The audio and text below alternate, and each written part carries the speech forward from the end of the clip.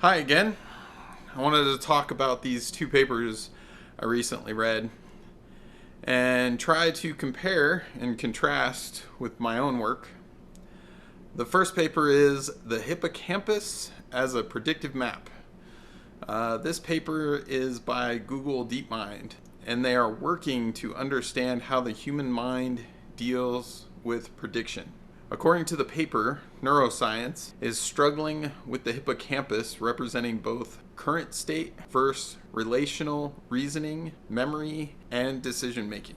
DeepMind's argument is that having competing neural networks that create a cost-benefit analysis to determine which answer to follow recreates the behavior seen in neuroscience. This neural network with cost-benefit analysis is similar to the Alphastar part that I discussed in one of my previous videos, where they have a bunch of neural networks determining the next action to take.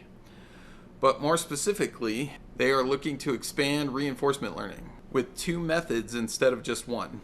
Currently, they are using a model-based approach, and they want to add a model-free approach. And that is where current approaches to neural networks breaks down for me. If you start creating algorithms outside of the neural network, statistical analysis, rule engines, etc., you've lost the functionality of how the brain actually works.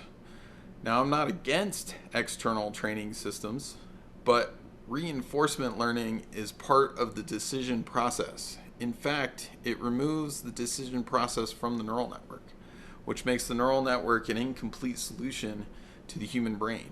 The human brain does not have different regions to it. It is one cohesive algorithm.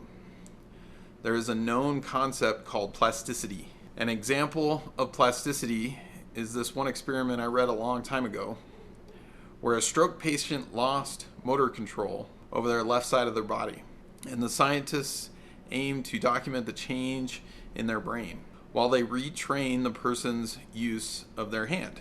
The brain scans showed new neurons being formed during this retraining process. So if the brain is structured into regions, how is it able to lose a given region, but at the same time create new functionality in a completely different part of the brain? Another example was this kid that was born with one of the brain lobes missing. How does that person even function missing half their brain? In reality, they function just like any normal person. How could this be if the brain has specific regions for given functionality?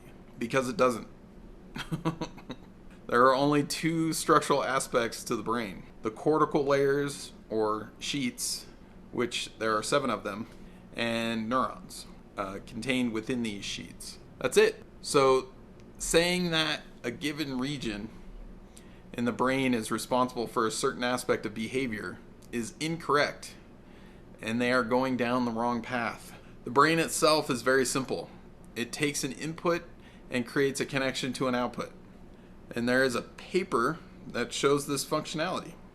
They took a brain slice and placed it on a silicon wafer. Then they activated the electrode on the silicon wafer. The brain slowly grew to the activated electrode. And there you have the basic functionality of the brain. It grows neurons to connect to an active input state, or an active nerve. Then it grows neurons to connect to an active output. Once it has made the connection, an input is received and it is passed to the output through the created neural pathway. That's it. It's not any more complicated than that. A neural network aims to recreate this behavior by creating a mesh that can account for all possible connections or combinations. The problem arises when the neural network tries to deal with too many inputs and too many outputs. The network gets stuck activating the same output given any input. It can't differentiate between them. It's too complicated. The math breaks down because it can't create enough dimensions to create the separation. I talk about that in my other video where I try to talk at a technical level between neural networks and my algorithm. Anyway, so what they've done to overcome this problem is that they created a a bunch of standalone neural networks that are small enough to create the linear separation. But how does the human brain deal with decision making if it's only got neurons and sheets? Simply put, emotions are the deciding factor. If you are uneasy about something, you will avoid it. If you are excited about something, you will embrace it. If you're angry about something, you will attack it. Take these three emotions and apply it to a given state, let's say ice cream, and you are uneasy because it's a new flavor.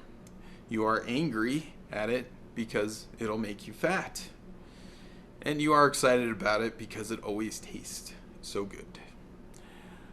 Well, depending upon which emotion is the strongest, will dictate which action you will take. And emotions are just inputs into the brain. So that becomes the cost-benefit analysis. It's also contained within one algorithm. And the only reason that a certain aspect shows up in certain areas of the brain is that the nerves connect near that region. And so it creates connections near that region. So how does predicting the future actually work? Neural networks operate on a single moment in time. It takes a set of inputs, represents that moment in time, and outputs a result that represents those inputs. But that is not how the brain works. The brain is always on. And how it predicts the future is through a cascading effect. To translate that into a neural network, it would be the same as taking the next 5 states from the current state and using the neural network to calculate those next 5 outputs. So let's say you are playing chess, and at that current state, you can think of 5 different moves that you can make. So you play out each move 5 turns and see what the results would be. Then based on the best outcome, you choose the second move. With 5 neural networks, you could accomplish the same thing. Each neural network representing the 5 different moves you can make from the current state. Then you step through those states and have the neural network make its predictions. So the next 5 moves for each of the initial choices. Granted, this is based on the most probable reaction from the player that you are playing against. But this gives you a predicted outcome, which you can then calculate a cost-benefit analysis on to determine, based on the probability that the player will choose that move, that will occur if you go down this path versus this is a weak opinion that the player is going to choose those moves if you go down that path. Now, the problem with this approach is that you can create way more than 5 moves for a given state. The human brain works to only remember the most effective moves for a given state. Granted, a person can learn a lot of moves for a given state, but it is still limited in size. So these predicted outcomes by the neural network are very discrete, while the human brain works in a fluid fashion. It's fluid because the information is flowing in and out of the brain and changing its state slowly over time, causing a cascading effect.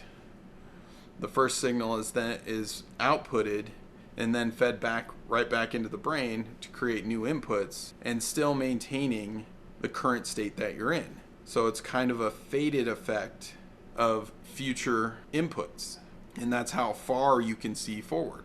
So anyway, I guess I just explained how the human brain works.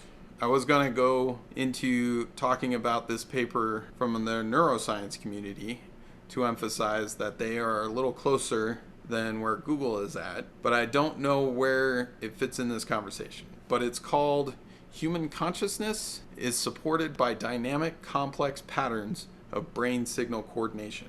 And it kind of goes into what I just described about the flow of signal in and out of your brain and creating a perceived reality.